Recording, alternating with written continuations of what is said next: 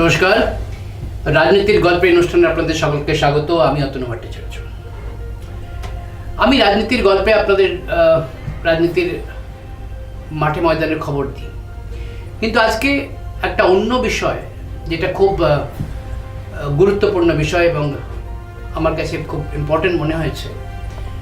তার কারণ হচ্ছে যে রাজনীতির সঙ্গে সঙ্গে মানে রাজনীতিটা আসলে ভারতের অভ্যন্তরীণ নিরাপত্তার সঙ্গে জড়িত। সেই অভ্যন্তরীণ নিরাপত্তা নিয়েই এই গল্প, এই রাজনীতির গল্পেতে আজকে আমি এই বিষয়টা নিয়েই আজকে আপনাদের সঙ্গে আলোচনাতে যাব। রবিবার অমিত শাহ একটি বৈঠক করেন তার মন্ত্রকে, এবং তিনি আমাদের ভারতের সব গোয়েন্দাদের নিয়ে এবং অজিত ডোভালকে নিয়ে তিনি বৈঠক করেছেন। এবং সেই বৈঠকে তিনি নির্দেশ দিয়েছেন যে জম্মুতে জিরো টেরর প্ল্যান নিয়ে এগোতে হবে এবং কাশ্মীরে যেভাবে সন্ত্রাসবাদী আক্রমণকে নির্মূল করা হয়েছে সেইভাবেই জম্মুতেও নির্মূল করতে হবে। আমি এই খবরটা বা এই ঘটনাটা কেন বললাম আপনাদের, কারণ হচ্ছে যে সম্প্রতি আপনারা দেখেছেন যে জম্মুতে শিবকরি মন্দির দর্শন করে বৈষ্ণোদেবী যাওয়ার পথে 9 জুন এক তীর্থযাত্রীদের দলের বাসে সন্ত্রাসবাদী আক্রমণ হয় এবং তাতে 9 জনের প্রাণহানি হয় এবং প্রায় 42 জনের মতন আহত অবস্থায় তাদের হাসপাতালে চিকিৎসারত। এবং সেই দিনই কিন্তু মোদি শপথ গ্রহণ করেছেন এবং বলা হচ্ছে প্রায় 2 বছরের অন্তরালে 2 বছর পর এই ধরনের একটি আক্রমণ আবার হলো। 2 বছর আগে প্রতিনিয়তই সন্ত্রাসবাদীদের আক্রমণ হতো, পাকিস্তানি মদতে পুষ্ট সন্ত্রাসবাদীরা, এবং সেটা মাঝখানে বেশ কিছুদিন বন্ধ ছিল। তো আবার কেন শুরু হলো? এইখানে কিন্তু একটা রাজনীতির আঁচ পাওয়া যাচ্ছে গল্পে। এবং এই শিবকরি মন্দির থেকে যাত্রীদের বাসে যেভাবে আক্রমণ হয়েছে সেই প্ল্যানেই কিন্তু আক্রমণ হতো কাশ্মীরে।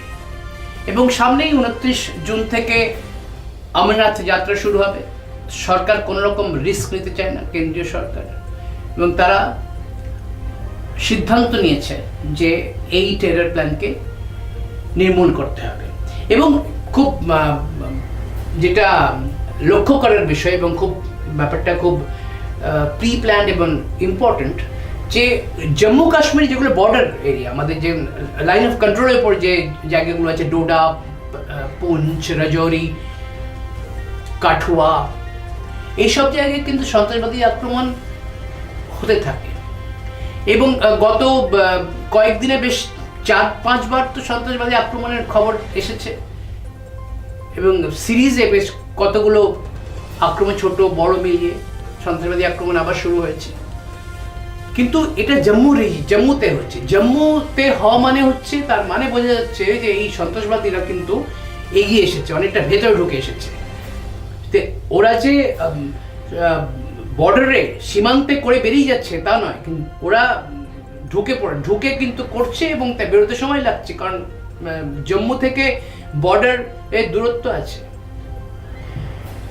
এবং অজিত ডোভাল তিনি ছিলেন আমাদের জাতীয় নিরাপত্তা উপদেষ্টা, এবং এই গল্পের সঙ্গে আমি অজিত ডোভালের গল্পটা একটু বলবো আপনাকে।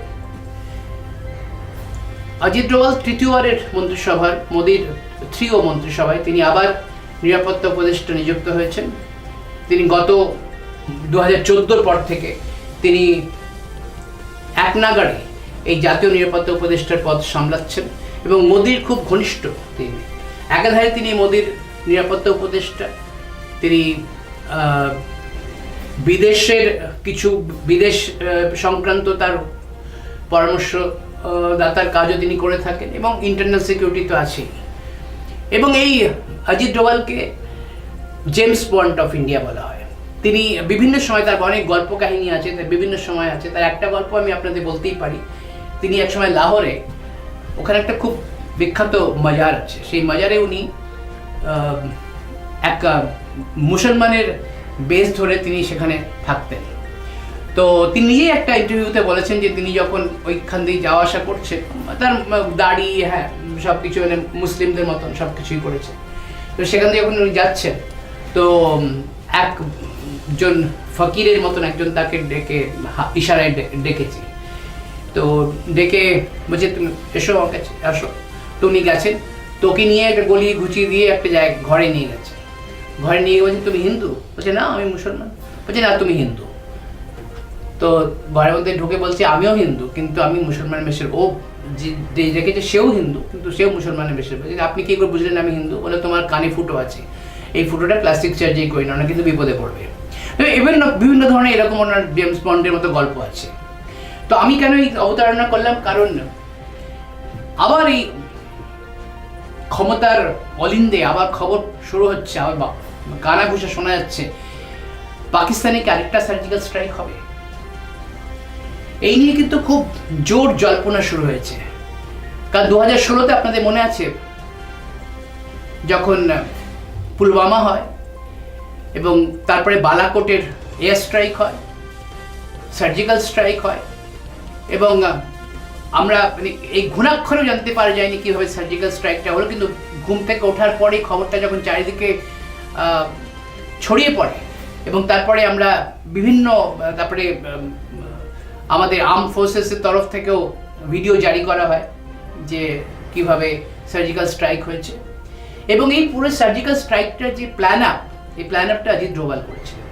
এই অজিত ডোভাল আবার মোদির সঙ্গে আছেন, এবং এই যে সন্ত্রাসবাদী আক্রমণ আবার শুরু হয়েছে, এটাকে একটা অশনি সংকেত বলে ধরে নেওয়া হচ্ছে। কারণ মোদির আমলে 2014 থেকে 2024, 2014 থেকে 19-এর মধ্যে বিভিন্ন ধরনের আক্রমণ হচ্ছে, কিন্তু প্ল্যান মাফিক যে মোদির শপথের দিনে যে আক্রমণটা করা হলো, তার মানে অর্থ দাঁড়ায় যে মোদির এই শপথটাকে পাকিস্তান একটা অপরচুনিটি হিসেবে দেখলো যে এই সময় আক্রমণ করা যায়, এবং পাকিস্তানি মদতপুষ্ট সন্ত্রাসবাদীদের কাছে এবং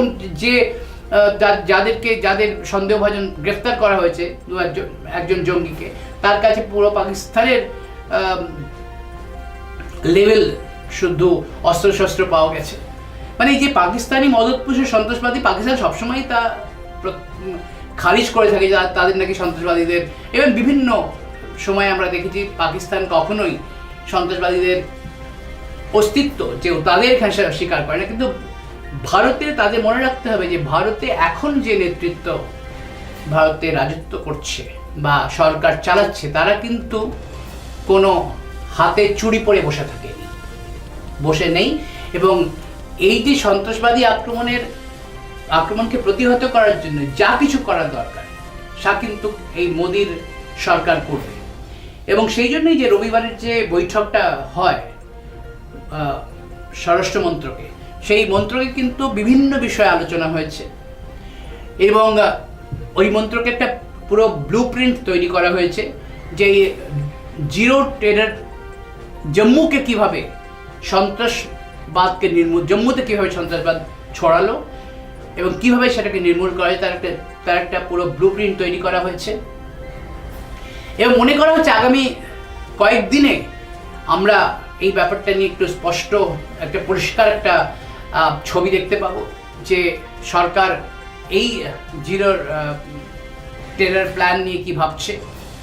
এবং আমরা আশ্চর্য হব না যদি কোনো ঘুম থেকে উঠে আমরা দেখি যে পাকিস্তানে একটা সার্জিক্যাল স্ট্রাইক হয়ে গেছে, এবং সেখানে পিওকের ভেতরে ঢুকে সেই লঞ্চ প্যাডে যেখান থেকে পাকিস্তানি মদদের সন্ত্রাসবাদীরা ভারতে ঢোকে, সেই লঞ্চ প্যাড আক্রমণ হয়েছে। এটা হতেই পারে, এবং এর সঙ্গে পিওকের একটা রাজনীতিও জড়িয়ে আছে।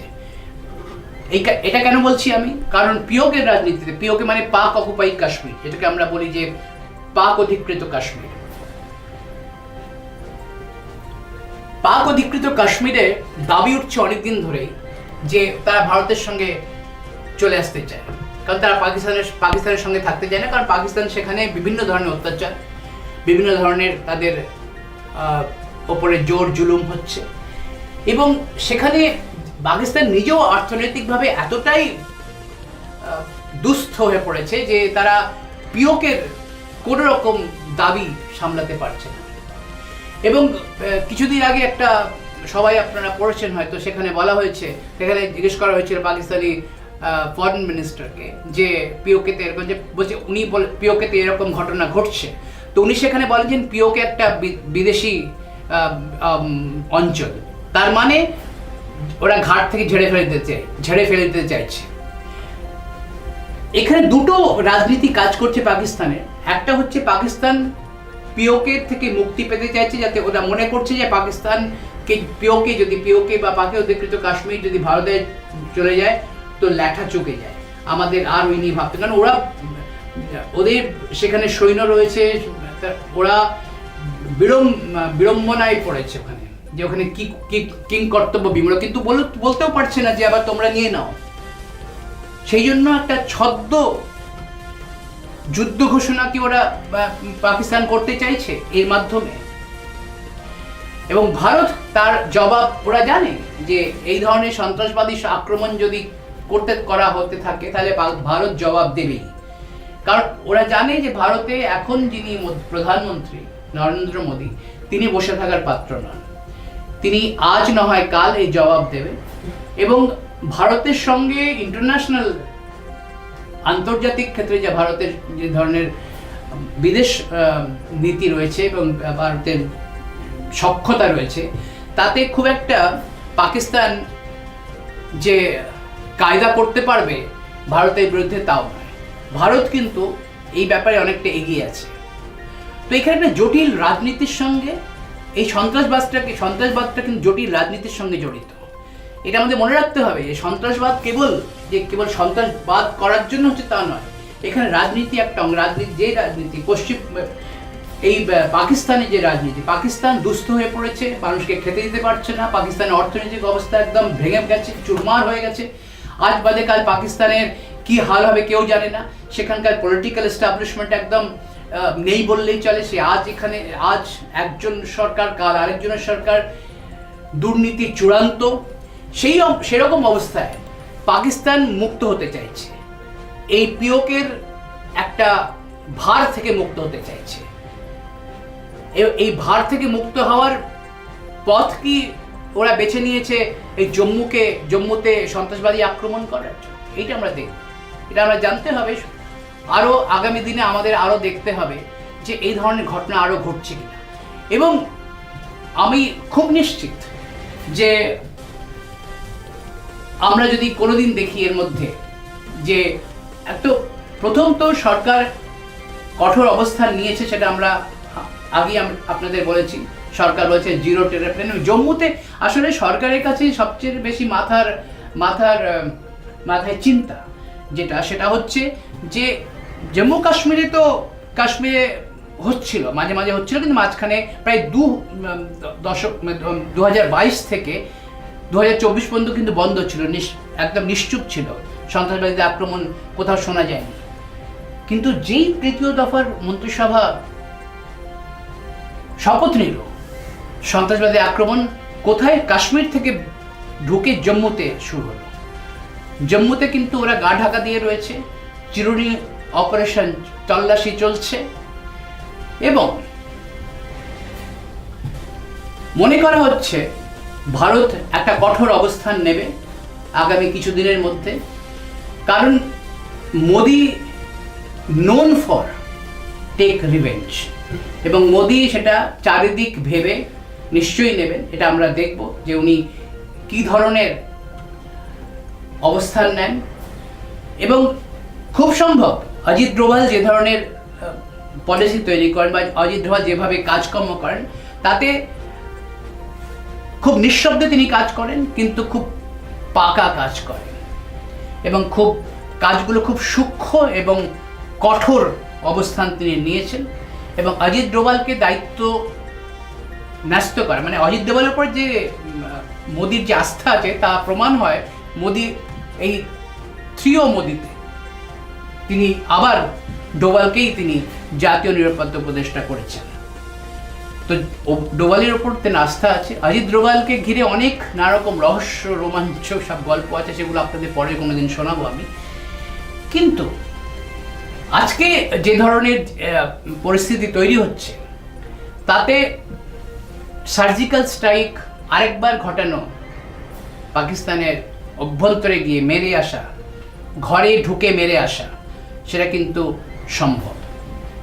এবং আমরা দেখব আগামী দিনে মোদি সরকার কি ধরনের পদক্ষেপ নিতে চলেছেন। এই অবস্থান, এই টেররকে, এই সন্ত্রাসবাদকে কিভাবে নির্মূল করার তিনি প্ল্যান করেছেন। এই বৈঠকে মোদি, এই অজিত ডোভালের সঙ্গে বৈঠকের আগে মোদির সঙ্গে একান্ত বৈঠক হয় অমিত শাহ, এবং মোদি অমিত শাহকে জানিয়ে দিয়েছেন যে এই ধরনের টেরর আর বরদাস্ত নয়, কীভাবে কি করতে হবে না করতে হবে। যেহেতু ইন্টারনাল সিকিউরিটির দায়িত্ব স্বরাষ্ট্র মন্ত্রক এবং তার দায়িত্ব মন্ত্রী হচ্ছেন অমিত শাহ, তাকেই এই ব্যাপারে ব্যবস্থা নিতে হবে। কিন্তু প্রধানমন্ত্রীর অফিসকে প্রত্যেকটি ব্যাপারে পুঙ্খানুপুঙ্খভাবে জানাতে হবে যে কি প্ল্যান ছকছে ভারত। আর অন্যদিকে যেহেতু অজিত ডোভালের দু ধরনের তার দক্ষতা আছে, এক হচ্ছে ইন্টারনাল সিকিউরিটি, অভ্যন্তরীণ নিরাপত্তা নিয়ে তিনি এক দক্ষ মানুষ, এবং তার সঙ্গে বিভিন্ন দেশের সঙ্গে ভালো সম্পর্ক আছে, আন্তর্জাতিক ক্ষেত্রে খুব ভালো সম্পর্ক আছে।